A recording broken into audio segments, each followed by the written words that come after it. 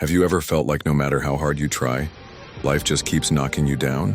What if I told you that failure isn't the end, but actually the most powerful stepping stone to your greatest success? We live in a world where success is celebrated, but failure is often hidden in the shadows. Social media shows us victories, achievements, and highlights, but rarely does it show us the sleepless nights, the broken plans, and the painful setbacks behind those victories. The truth is, failure is not the opposite of success. Failure is part of success. Think about Thomas Edison. He failed over 1,000 times before creating the light bulb. Most people would have given up after the 10th or maybe the 100th attempt. But Edison saw each failure not as a defeat, but as valuable data. He once said, "I have not failed. I've just found 10,000 ways that won't work." That perspective turned his failures into stepping stones. Now let's look at Michael Jordan, the greatest basketball player in history.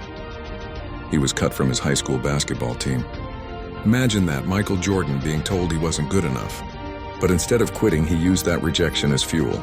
He trained harder, pushed his limits, and turned failure into motivation. He later said, "I've missed more than 9,000 shots in my career. I've lost almost 300 games. 26 times I was trusted to take the game-winning shot and missed. I've failed over and over and over again in my life. And that is why I succeed. Failure hurts. It crushes our ego, it breaks our confidence, and it makes us doubt ourselves. But here's the secret. Failure is life's greatest teacher. Each time we fail, life is testing us, asking us, do you want this badly enough? Will you rise again? Success without failure is like a tree without roots. It may look tall for a moment, but when the storm comes, it collapses. Failure gives us roots, it grounds us. It forces us to learn resilience, patience, creativity, and humility. Let's go deeper.